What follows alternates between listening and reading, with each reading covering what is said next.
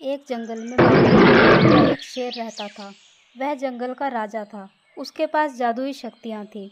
वह अब बूढ़ा हो चुका था। वो अब जंगल का राजा किसी और को बनाना चाहता था। उस जंगल में एक सफ़ेद शेर और कालू नाम का तेंदुआ भी रहता था। वे एक दिन सभी जानवरों को बुलाता है और कहता है, मैं अब बूढ़ा हो गया हूँ और जंगल का राजा सफ़ेद शेर या कालू, इन्हीं दोनों में से किसी एक को बनाना चाहता हूँ। यह बात कहकर शेर थोड़ी देर सोचने के बाद बोलता है, कालू ताकतवर जानवर है, पर सफ़ेद शेर ताकतवर के साथ साथ समझदार भी है। तो इस जंगल का राजा सफ़ेद शेर को बनाता हूँ और कालू उसका सेनापति रहेगा। यह सुनकर सभी जानवर खुश हुए, पर कालू को मन ही मन बहुत गुस्सा आया। सफ़ेद शेर सभी जानवरों का ख्याल अच्छे से रखने लगा था। उससे सारे जानवर खुश थे। कालू को सफ़ेद शेर से जलन होने लगी। वह अंदर ही अंदर सफ़ेद शेर से नफरत करने लगा था। ऐसे ही कुछ समय बीतता गया। सफ़ेद शेर ने शादी कर ली थी। सफ़ेद शेर अपनी पत्नी से बहुत खुश था। ऐसे ही दिन बीत रहे थे। तभी शेरनी ने एक बच्चे को जन्म दिया। सफ़ेद शेर ने उनका नाम सिम्बा रखा। सिम्बा बहुत ही प्यारा था। सिम्बा को जन्म देते ही शेरनी की तबीयत खराब हो जाती है। उस पर कोई जड़ी बूटी काम नहीं करती। जब रात होती है तो सफ़ेद शेर उसे जादुई शक्तियों से ठीक कर देता है। तब शेरनी पूरी तरह ठीक हो जाती है। दरअसल ये शक्तियाँ उसे बूढ़े शेर ने दी थी।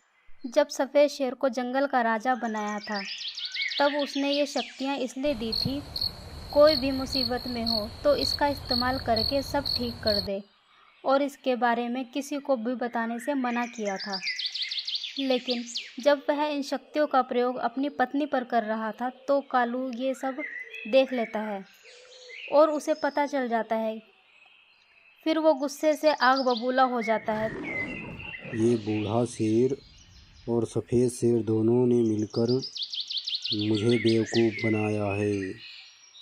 अब तू नहीं बच पाएगा सफ़ेद शेर। हा हा हा। अगली सुबह शेरनी सफ़ेद शेर से कहती है, जब से मेरा बेटा सिम्बा हुआ है, उसके साथ अच्छे से समय नहीं बिताया है। कहो तो मैं सिम्बा को लेकर घूमने जाऊं? तब सफ़ेद शेर कहता है, हाँ, क्यों नहीं, जाओ घूम आओ, पर ध्यान से, कोई तुम्हें नुकसान ना पहुंचा दे।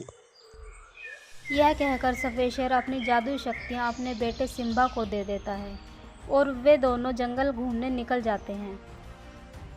थोड़ी देर बाद ही वहाँ कालू आता है और कहता है,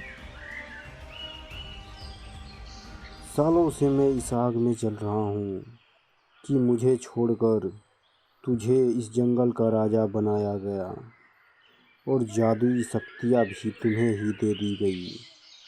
सफ़ेद शेर जादुई शक्तियाँ देने से मना कर देता है। नहीं, मैं तुम्हें अपनी जादुई शक्तियाँ नहीं दूंगा। तो कालू उस पर हमला करके उसे मार देता है और उसके सारे सैनिकों को भी मार डालता है।